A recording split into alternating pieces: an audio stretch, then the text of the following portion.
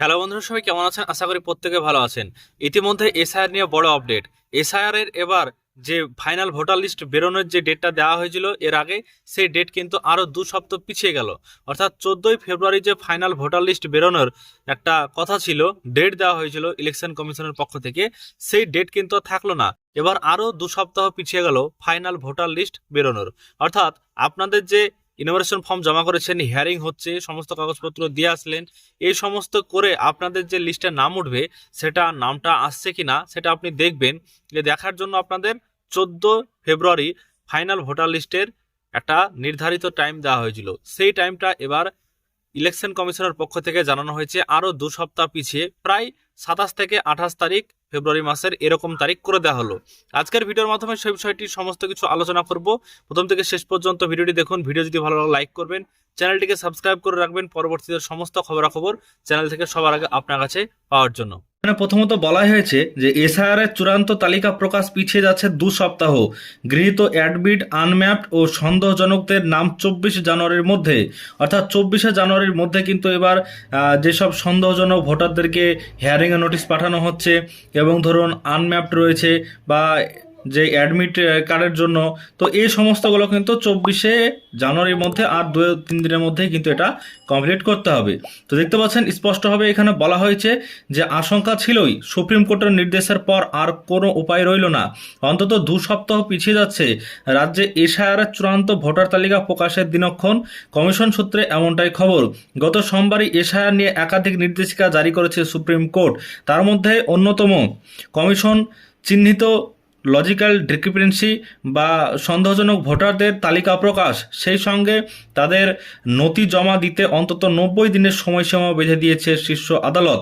সেটাই এখন কমিশনের কাছে গদের ওপর বিস্ফোরণ সামিল। কারণ এমনিতেই লক্ষ লক্ষ মানুষের শুনানি বাকি। শুধু তাই নয়, জেলায় জেলায় এখনও শুনানির নোটিশ তৈরির কাজ শেষই করা যায়নি।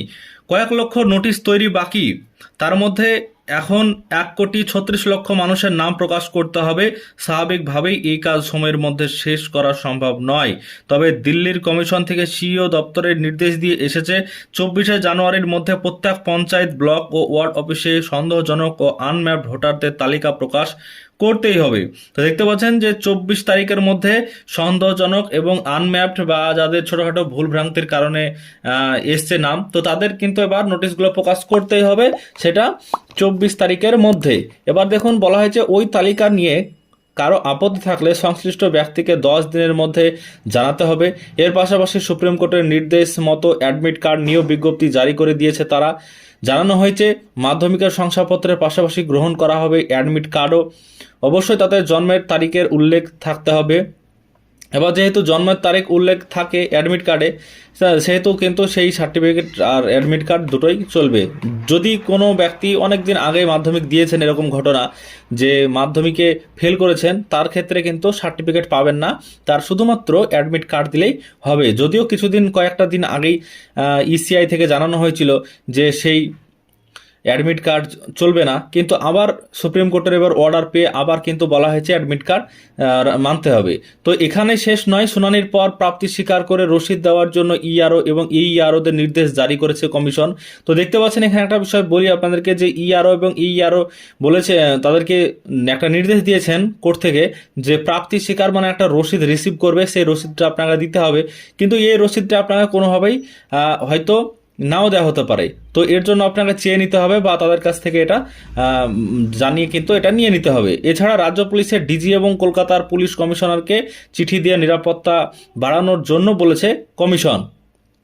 কমিশনের আগের বিজ্ঞপ্তি অনুযায়ী শুনানি শেষ করার নির্ধারিত সময়সীমা ছিল 7 ফেব্রুয়ারি। চূড়ান্ত তালিকা প্রকাশের কথা ছিল 14 ফেব্রুয়ারি। সেটাও আগে এক দফা পিছানোর পর সব প্রক্রিয়ায় 7 দিন সূত্রের খবর। পরিবর্তিত পরিস্থিতিতে আপাতত 17 থেকে 21 ফেব্রুয়ারির মধ্যে শুনানি শেষের লক্ষ্যমাত্রা ধরা হয়েছে এবং 15 থেকে 28 ফেব্রুয়ারির মধ্যে চূড়ান্ত ভোটার তালিকা প্রকাশের সময়সীমা ধার্য করা হয়েছে। তবে এই সময়ের মধ্যেও কি চূড়ান্ত ভোটার তালিকা প্রকাশ সম্ভব? এর উত্তর খুঁজতে রীতিমতো সংশয়ে ইআরও থেকে শুনানির কাজে নিযুক্ত আধিকারিকরাই। ইআরওরা বলছেন কোনো নির্দিষ্ট গাইডলাইন না থাকায় সন্দেহজনক ভোটারদের শুনানিতে এমনিতেই সমস্যা হচ্ছে। 2 সপ্তাহ পিছিয়ে দিলেও কীভাবে সবটা শেষ করা যাবে তা নিয়ে সন্দেহ রয়েছে।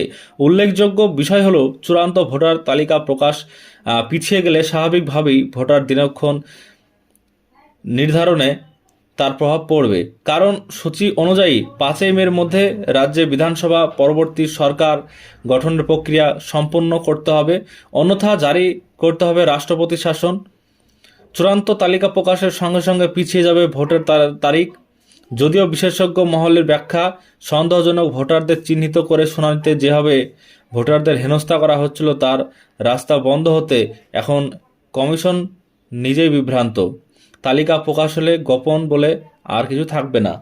তো দেখতে পাচ্ছেন ইতিমধ্যে এখানে জানানো হয়েছে যে ইলেকশন কমিশন অফ ইন্ডিয়ার পক্ষ থেকে এবার 14 ফেব্রুয়ারি যে ফাইনাল লিস্ট বেরোনোর কথা ছিল সেই ফাইনাল লিস্ট 14 ফেব্রুয়ারি বেরোচ্ছে না, এবার 25 থেকে 28 ফেব্রুয়ারির মধ্যে এই লিস্ট কিন্তু বেরাবে, এটাই জানানো হয়েছে ইতিমধ্যেই এই আপডেটটা। পরবর্তীতে আবার যখন আপডেট দিবে বা আবার নতুন বিজ্ঞপ্তি আসবে তখন আবার আপনাদেরকে জানিয়ে দিব। নোটিশটা কিন্তু 14 ফেব্রুয়ারি আর বেরোচ্ছে না, এটা আরো 2 সপ্তাহ টাইম পিছিয়ে যাচ্ছে।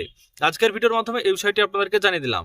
আশা করছি বুঝতে পেরেছেন। ভিডিও যদি ভালো লাগে লাইক করবেন, চ্যানেলটিকে সাবস্ক্রাইব করবেন পরবর্তীতে সকল ইনফরমেশন চ্যানেল থেকে আপনার কাছে সবার আগে পাওয়ার জন্য।